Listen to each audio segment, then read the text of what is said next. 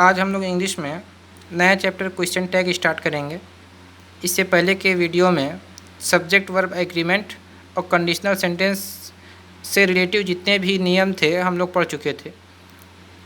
उन नियम को देखने के लिए आप पीछे की वीडियो को देखें, अच्छे से समझ में आएगा। आज क्वेश्चन टैग पढ़ेंगे।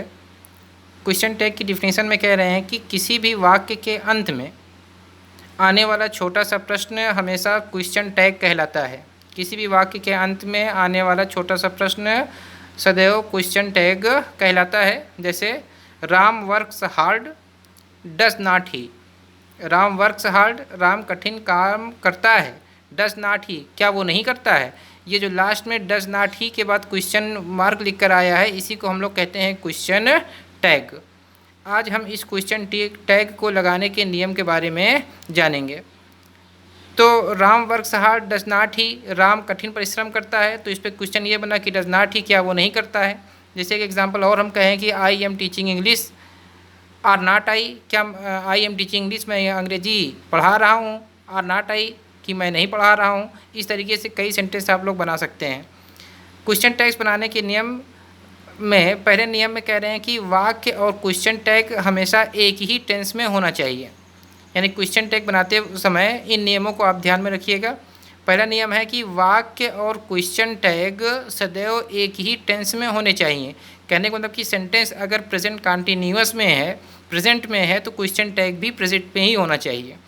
अगर पास्ट में है प्रेजेंट, अगर पास्ट में है टेंस, अगर पास्ट में सेंटेंस है तो क्वेश्चन टैग भी पास्ट में ही होना चाहिए। दूसरे नियम को शॉर्टकट तरीके से समझा दिया गया है, आप लोग लिख लीजिएगा ठीक से।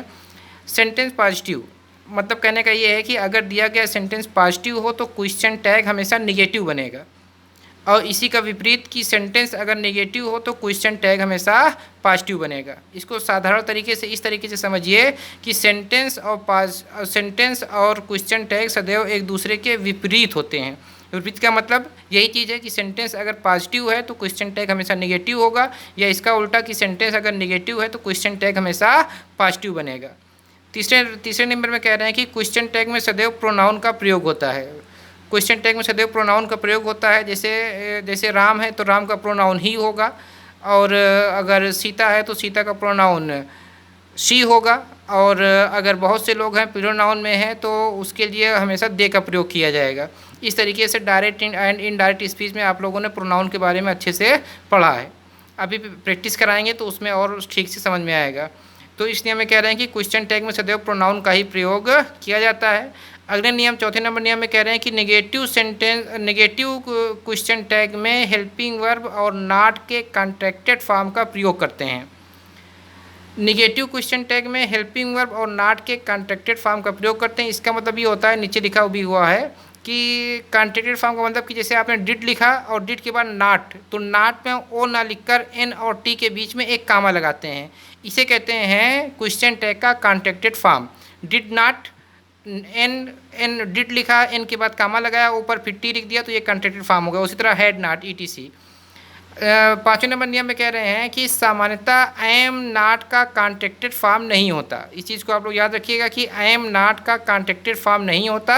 उसके स्थान पर हम हमेशा आर नॉट का ही प्रयोग करते हैं। जैसे अभी ऊपर के सेंटेंस में हमने कहा था कि I am teaching English are not I, तो इसी नियम का प्रयोग किया गया था कि जैसे एग्जाम्पल में बता भी रहे हैं कि I am fine are not I, तो किसी गलती से आप लोग यहाँ पर आई एम नॉट आई मत लिखिएगा, ये सोचकर कि इसका कॉन्ट्रैक्टेड फॉर्म आई एम से बनेगा। तो I am not contracted form नहीं होता, आई एम नॉट का कॉन्ट्रैक्टेड फॉर्म हमेशा आर नॉट ही होता है। ये तो क्वेश्चन टैग बनाने के नियम हो गए। इससे अलग कुछ और भी रूल्स हैं जिसके बारे में हम लोग देखेंगे। जैसे अगले नंबर रूल में कह रहे हैं कि everyone, everybody, no one, each, every. अगर आप लोगों को याद हो सब्जेक्ट वर्ब एग्रीमेंट में हमने एवरी वन, वन और बॉडी के बारे में बताया था कि हमेशा सिंगुलर माने जाते हैं, जिसके लास्ट में वन आता है। एवरी वन, नो वन, और एवरीबॉडी, एनीबॉडी, नो बॉडी, ये सब हमेशा सिंगुलर माने जाते हैं। इसको जानने के लिए आप पिछले के वीडियो में जाकर सब्जेक्ट वर्ब एग्रीमेंट के वीडियो को देखिए, उसमें डिटेल से बताया गया है। Everyone, everybody, no one, each, every इत्यादि सिंगुलर होते हैं, पहले ही बता चुके हैं। तो इनके क्वेश्चन टैग प्लूरल के रूप में प्रयोग किया जाता है। यानी अगर किसी सेंटेंस में everyone, everybody, no one, each one इत्यादि से आते हैं तो ये है तो हमेशा सिंगुलर ही, लेकिन जब इसका क्वेश्चन टैग बनाएंगे तो उसके प्रोनाउन के रूप में हमेशा उसके प्रोनाउन के रूप में हमेशा प्लूरल फॉर्म का ही प्रयोग करते हैं। जैसे इनकरेक्ट सेंटेंस में कह रहे हैं कि everyone has come, everyone has come, has not he. Everyone has come ये सेंटेंस बिल्कुल करेक्ट है, एवरीवन हैज़ कम, क्योंकि पढ़ चुके हो इससे पहले के वीडियो में कि एवरीवन जब सिंगुलर है तो हैज़ लगेगा ही, तो everyone has come, has not ही, बस क्वेश्चन टैग में ही गलती है, उसी को हम लोग करेक्ट करेंगे। करेक्ट करके इस सेंटेंस को बताया जा रहा है कि everyone has come, have not ही, क्योंकि जब एवरीवन लगा तो जब इसका क्वेश्चन टैग बनेगा तो वो प्लूरल फॉर्म में ही बनेगा। अब एवरीवन यानी प्रत्येक व्यक्ति हैज़ कम आ चुका है, हैज़ नॉट ही क्या नहीं, वह नहीं आया है, तो जब इसका हम करेक्ट करेंगे तो एवरीवन हैज़ कम, और एवरीवन की वजह से जब क्वेश्चन टैग बनाएंगे तो वो प्लूरल फॉर्म में बनाएंगे, हैज़ की जगह पे हैव नॉट, और एवरीवन के लिए कई लोगों के बीच में से किसी को चुना गया इसलिए दे का प्रयोग करेंगे प्रोनाउन के रूप में। उसी तरह एक इनकरेक्ट सेंटेंस और कह रहे हैं कि everyone can speak English, can he, everyone can speak English, can he, ये सेंटेंस इनकरेक्ट है, इसको करेक्ट करेंगे। पहली चीज़ कि एवरीवन कैन स्पीक इंग्लिश, यहाँ तक ये सेंटेंस सही है, एवरीवन सिंगुलर है, कैन स्पीक इंग्लिश ये सही है। कैन ही ये सेंटेंस क्वेश्चन टैग में ही इनकरेक्ट हो रहा है। पहली चीज़ कि जो सेंटेंस दिया जा रहा है एवरीवन कैन स्पीक इंग्लिश, देखिए ये पॉजिटिव है। अभी ऊपर नियम में बताया गया है जो बहुत ही इंपॉर्टेंट है क्वेश्चन टैग के लिए कि सेंटेंस अगर पॉजिटिव है तो क्वेश्चन टैग हमेशा निगेटिव होगा। यानी जो कैन ही आ रहा है पहली गलती तो यहीं पर है कि कैन ही नहीं होगा, यहाँ पर जो भी क्वेश्चन टैग होगा वो निगेटिव में ही होगा, यानी कैन नॉट ही के रूप में होगा। अब ही होगा कि नहीं होगा वो बात की बात है। अब एवरीवन है तो अभी हमने बताया कि एवरीवन है, इसका जो प्लूरल फॉर्म बनेगा वो, इसका जो क्वेश्चन टैग बनेगा वो हमेशा प्लूरल फॉर्म में बनेगा। तो इसको जब करेक्ट करेंगे तो everyone can speak English, can not they. तो वही चीज़ हमने बताया कि जब सेंटेंस अगर पॉजिटिव है तो इसका हम लोग क्वेश्चन टैग हमेशा नेगेटिव में बनाएंगे। ईच एवरी सिंगुलर है, जब इसको क्वेश्चन टैग में बदलेंगे तो प्लूरल प्रोनाउन का प्रयोग होगा। उसके बाद एक अगले नियम में और भी कह रहे हैं कि कुछ शब्द जैसे हार्डली, सेल्डली, स्कैर्सली इत्यादि अर्थ में निगेटिव होते हैं। ये काफ़ी इंपॉर्टेंट है, कई बार आता है एग्जाम में।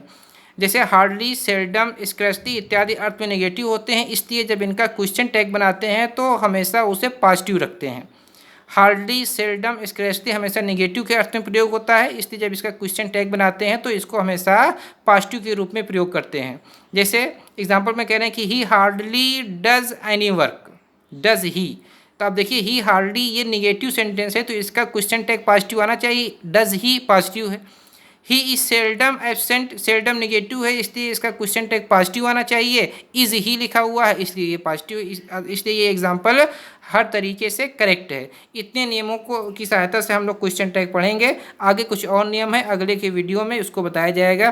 कुछ वीडियो जैसे कहते हैं कंडीशनल सेंटेंसेस, इसे पिछले वीडियो में जाके आप लोग पढ़िएगा, उसके भी प्रॉब्लम आप लोगों की सॉल्व होगी। Thank you.